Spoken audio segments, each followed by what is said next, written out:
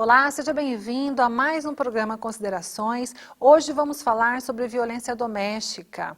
Em pleno século XXI, tem mulher ainda que sofre essa agressão. Conheça agora a história de várias delas que sofrem agressão diariamente no lar e como elas devem fazer para garantir os seus direitos. Vamos ver? Ele foi meu primeiro amor, né?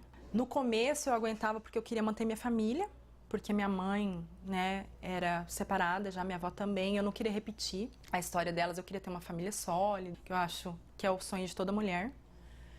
E eu acabei ficando presa nessa relação por isso mesmo, fiquei aprisionada psicologicamente.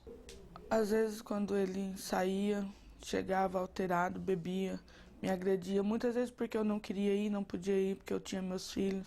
Aí quando aconteceu dele ir preso foi onde tudo piorou. E já não, ninguém mais me respeitava, todo mundo já falava. Muitos criticavam, muitos queriam ajudar, mas não tinha como. E assim foi durante 6 meses, até eu conseguir denunciar ele. A violência doméstica deixa traumas profundos. As marcas vão além de hematomas pelo corpo. Quem sobreviveu ao pesadelo vivido dentro do próprio lar guarda medo e vergonha. Quando eu resolvi separar, as agressões já estavam acontecendo toda semana. Sejam verbais ou físicas, né? Porque às vezes a violência verbal é pior do que a física. Porque a física fica o hematoma e desaparece, a verbal não, fica ali, fica aquele buraco, fica a cicatriz no coração para sempre. Achei que ia ser refém dele o resto da vida.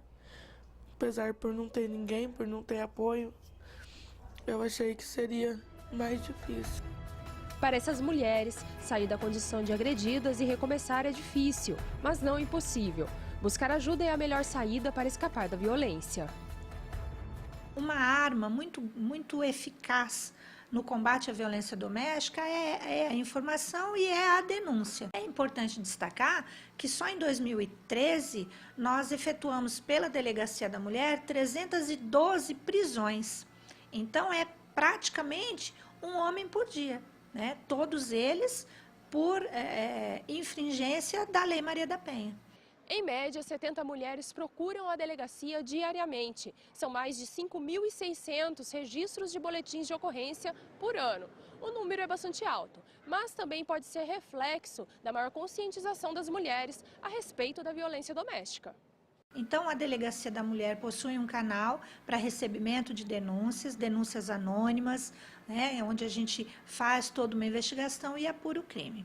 De outro lado, é muito importante também que as mulheres estejam informadas de que existe uma lei que as ampara, de que essa lei possui mecanismos para dar essa proteção, para dar esse acolhimento que ela precisa e, principalmente, que o Estado de Mato Grosso do Sul possui todo um aparato, uma rede de atendimento para essa mulher.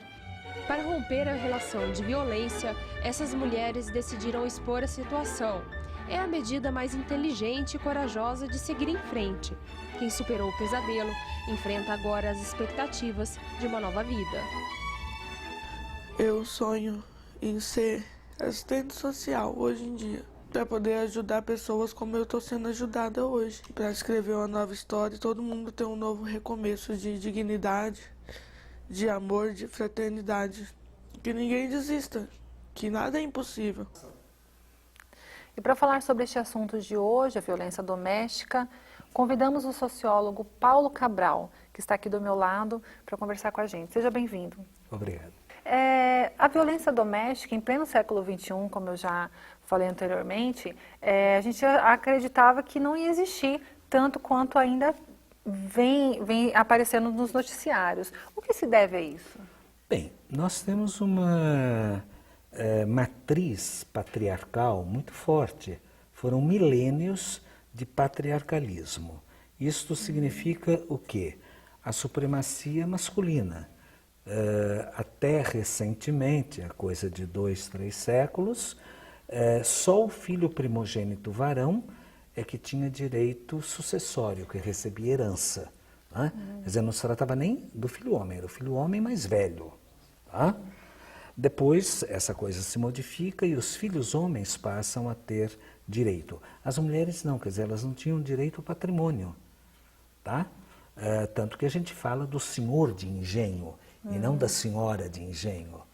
Embora tivesse havido mulheres que tomassem a frente da propriedade, dos negócios, mas oficialmente o esquema mental durante séculos foi do predomínio masculino. Depois, na cena política, quem eram os vereadores? Eram os homens bons, não as mulheres boas. Não é? Ou homens e mulheres, só os homens. Mas hoje o senhor acredita que elas denunciam mais? Antigamente era diferente, a violência doméstica não aparecia tanto, ou é porque hoje elas denunciam mais, vão mais? O fenômeno ganha visibilidade na medida em que as mulheres denunciam. Eu não acredito que, talvez seja até em menor quantidade.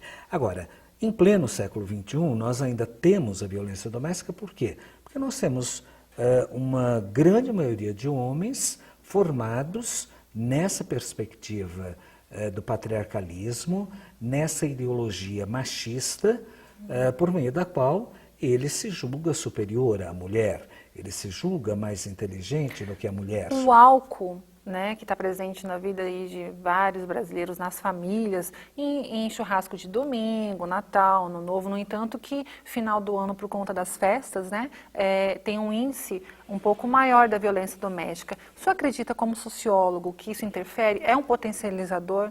Olha, pode ser um potencializador, mas não é determinante.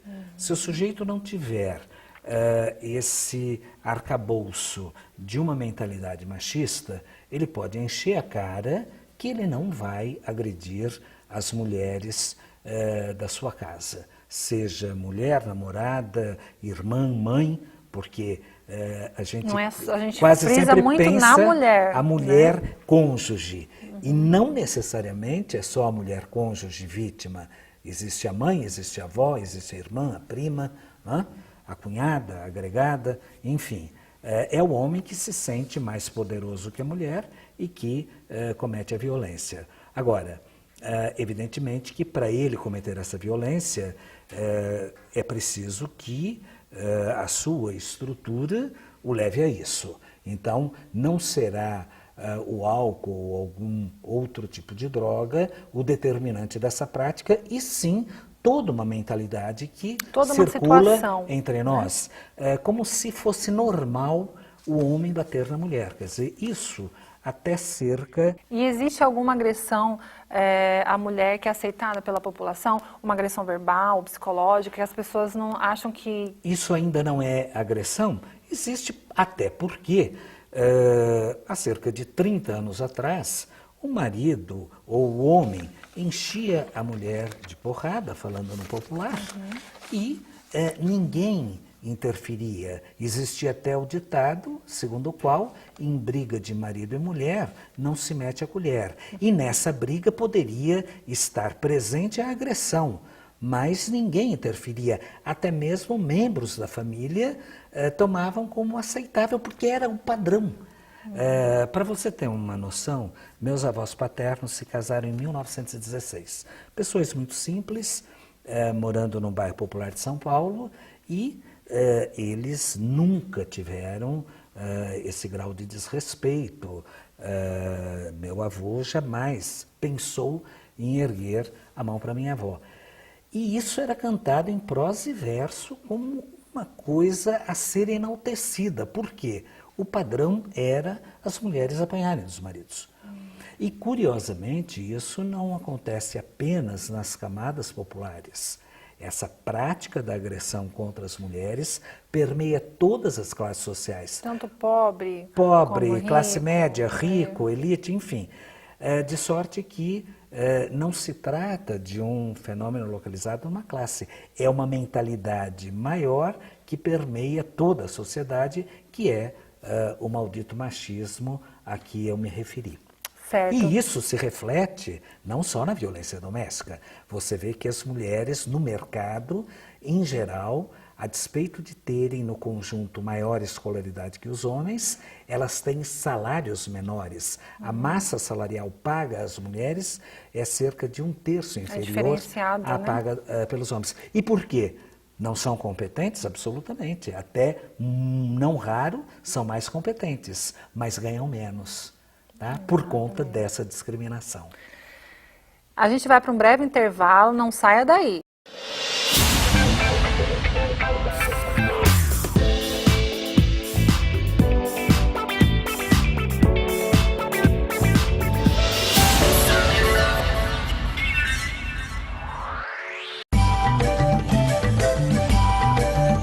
Fábrica Verde apresenta Tico-Tico do Campo. O tico-tico cá, o tico-tico lá, também é conhecido como tico-tico mascarado, mesmo sem ter máscara. Mas bem que podia usar uma para se esconder dos caçadores de animais silvestres, que procuram o tico-tico por todo o canto, por causa do canto. Um dos mais admirados do país. O tico-tico canta pra tudo. Marcar território. Conquistar o parceiro. Opa, pra casar ou ficar tico-tico no fubá? Tanto faz. O que importa é ter um tiquinho de tranquilidade para reproduzir a espécie.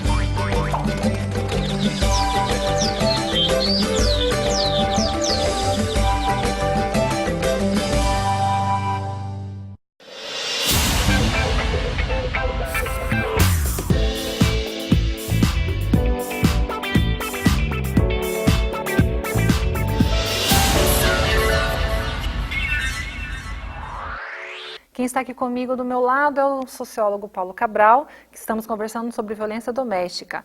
Para dar continuidade a este assunto, professor, a mulher, por que muitas mulheres elas ainda sustentam uma relação mesmo sendo agredida?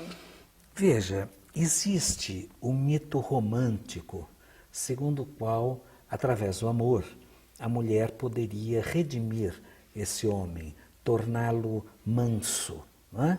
E muitas mulheres acreditam nessa possibilidade. Outras imaginam que, por meio da conversão religiosa, isso poderia acontecer. E aí, a gente, claro, há até testemunhos e relatos segundo os quais alguns homens mudam a sua conduta. Mas, de um modo geral, quando a mulher tolera a agressão, quando ela, de algum modo, aceita ser agredida, ela até com esta atitude acaba por estimular uma escalada de agressão que tende a ir num crescendo cada vez maior. E não raro, quando a gente vê casos... O senhor acredita que quando a violência chega aos filhos, essa mulher ela toma mais atitude? Digo, não. Quando não só ela em casa passa a ser agredida, mas os filhos também. Eu não acredito que essa mulher passiva, ela até aceita que os filhos também sejam agredidos, mesmo porque até recentemente, quando o ECA, a criança era agredida e isso fazia parte da rotina de educação de muitas famílias. Então, era naturalizada a agressão contra os mais fracos, mulheres e crianças. Não é? Agora, quase sempre, quando a gente vê uma situação de homicídio, raramente o homicídio se dá num primeiro episódio de violência. Isso já vem se decorrendo por muito tempo. Né? Então, é patente que se houve homicídio, você vai investigar, existe uma história de violência que vai crescendo até chegar ao ápice que é o homicídio. Mas muitas mulheres, embora não acabem mortas fisicamente, acabam mortas existencialmente, tá?